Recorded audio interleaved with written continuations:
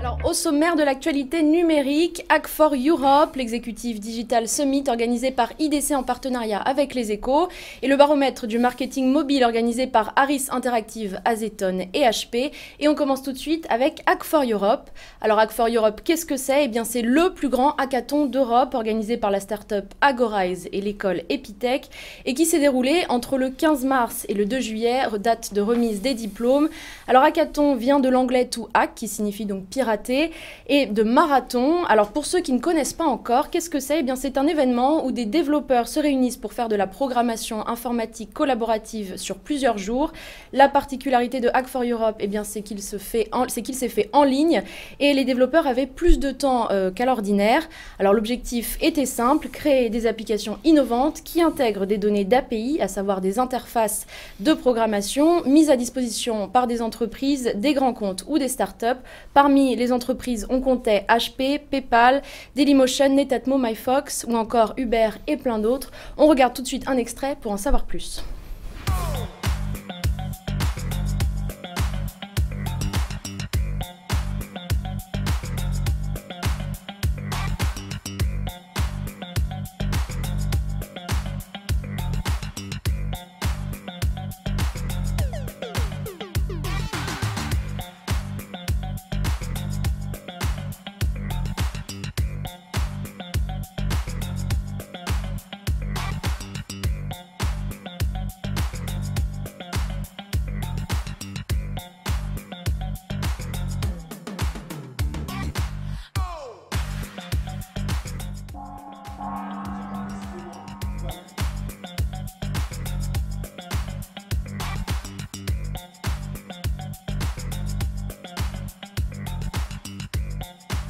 Je suis Étienne Cointet de l'entreprise HP. On est plutôt vraiment positionné sur la partie cloud pour ce projet Hack4Europe, puisqu'on a vu qu'effectivement il y avait beaucoup de développeurs, il y a beaucoup d'applications, mais il leur manque toujours une plateforme pour pouvoir héberger ça. Alors c'est un événement qui est extrêmement intéressant, puisqu'il y a beaucoup de créateurs, beaucoup de développeurs et beaucoup de bonnes idées. Donc je pense que le monde est en train d'évoluer dans le bon sens, et on voit avec tous les sponsors qu'il y a, dont HP, mais on pourrait en citer plein d'autres, qui sont extrêmement moteurs sur ces sujets.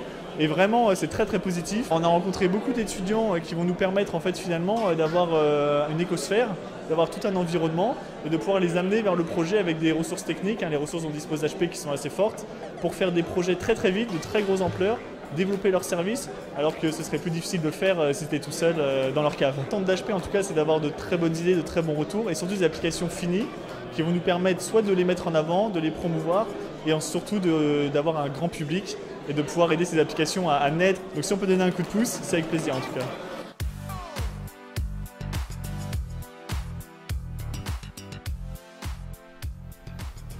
Alors on l'a vu, il y avait de très nombreux participants, mais aussi de nombreux gagnants. Alors on va pas tous les citer, mais parmi les gagnants, il y avait Shopmaster, une appli qui permet de commander à manger dans n'importe quel restaurant, à emporter ou sur place.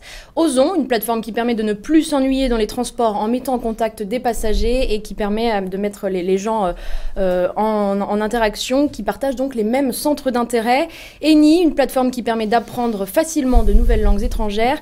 Ou encore Welcome, qui permet aux touristes de découvrir une ville en se baladant confortablement dans des taxis Uber. Alors, autre événement à la une de l'actualité, l'exécutif Digital Summit, organisé par IDC en partenariat avec les Échos et animé par Didier Crinck, ici présent. Absolument. Didier, peut-être un petit mot sur l'événement avant d'en savoir plus? C'était un événement qui on était à sa 4e édition maintenant. Enfin, la toute première édition était quelque chose de très très confidentiel qu'on avait fait à l'époque pour tester la maturité numérique des dirigeants français. Et à l'époque, on avait été assez surpris par le fait qu'il n'y avait pas beaucoup de dirigeants qui connaissaient quelque chose à quoi que ce soit de ce qu'on appelait pas encore la transformation numérique. Et puis progressivement, ça a pris de l'ampleur et aujourd'hui, c'est un très grand événement sur la transformation numérique des entreprises. Alors vous le disiez, le grand thème de cet événement, donc, c'était réussir sa transformation. En amont de ces tables rondes, eh bien, IDC a mené une étude sur le virage digital. Voici ce qui en est ressorti. 51% des entreprises françaises ont engagé leur transformation numérique. 27% sont en préparation. La France, 69% ont un leader dédié à la transformation digitale. Absolument. Plus étonnant. En conclusion, les entreprises européennes ont bien engagé leur transformation numérique. Ça y est, c'est acté. Les pays scandinaves, j'ai envie de dire sans surprise, eh bien, sont en avance. La France égalise avec le Royaume-Uni. Enfin, l'Allemagne est le pays qui a le plus de Chief Digital Officer. C'est étonnant, ça, que ce soit l'Allemagne ? C'est cela, oui. Alors, ce qui est étonnant, c'est que à la fois, elle a commencé par l'organisation, l'Allemagne, pas du tout par le fond du problème, puisqu'on a vu que le fond du problème était plutôt abordé en avance par les pays nordiques. Mais donc, l'Allemagne se met d'abord en ordre de bataille avant d'entamer le fond. Donc, c'est en marche. Voilà. Alors on passe à la troisième et dernière actualité, le baromètre du marketing mobile réalisé par Harris Interactive, Azeton et HP. Alors étaient interrogés des annonceurs, des agences et régies et des experts indépendants et on va tout de suite voir une slide.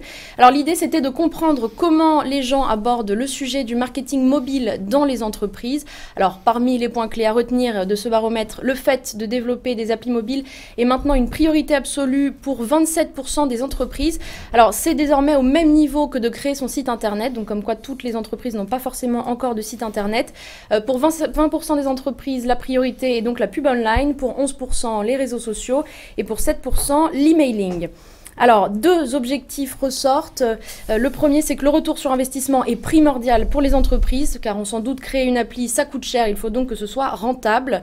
Et la personnalisation, avec 88% des annonceurs qui la jugent importante. Et nous allons tout de suite pouvoir approfondir ces sujets en passant au débat.